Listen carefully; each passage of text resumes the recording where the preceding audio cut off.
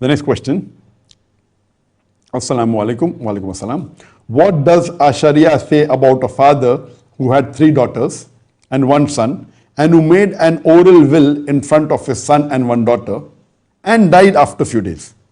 Are we obliged to distribute property as what the father said in his oral will, or distribute it as our deen says, that daughter 1 part and son 2 parts share in father's property and will? Please guide.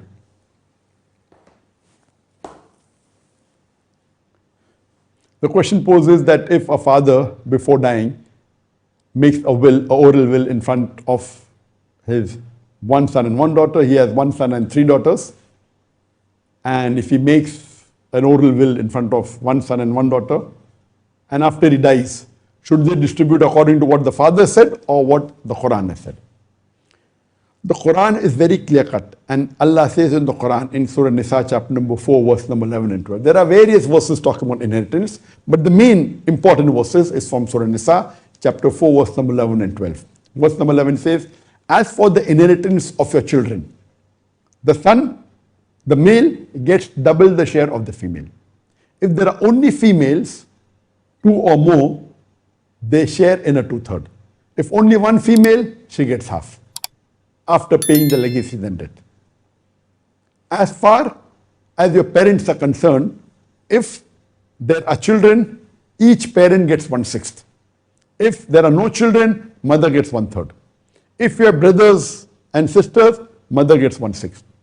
All this is after the payment of legacies and debts, means all the liabilities and the debts is there. Verse number 12 says, in what your wife leaves for you, you get half if there are no children, and you get 1/4 if there are children, after paying of legacies and debts, all the liabilities. The verse continues, in what you leave for your wives, if you have no children, wife gets 1/4. If there are children, wife gets 1/8, after paying of legacies, the liabilities and the debts. And the verse continues, in short, these, and the verse says in the end, these are shares ordained by Allah subhanahu wa ta'ala. You don't know who's closer to you, your parents or your children.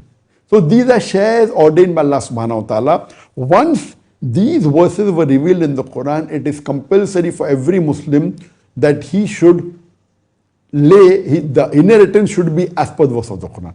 There is a verse revealed earlier in Surah Ma'idah chapter 5 verse number 106 to verse number 108, that it says that before a person dies, he should mention his will in front of 2 witnesses. And that was compulsory, but that was before this verse was revealed.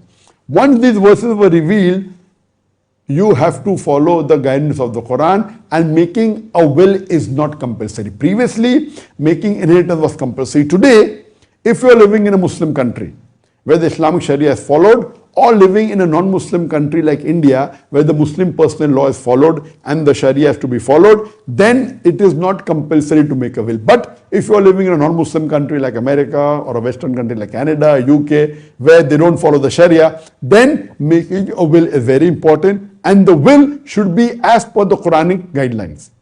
What I mentioned in Surah Nisa chapter 4 verse 11 and 12, also verse number 176. You cannot write your own will.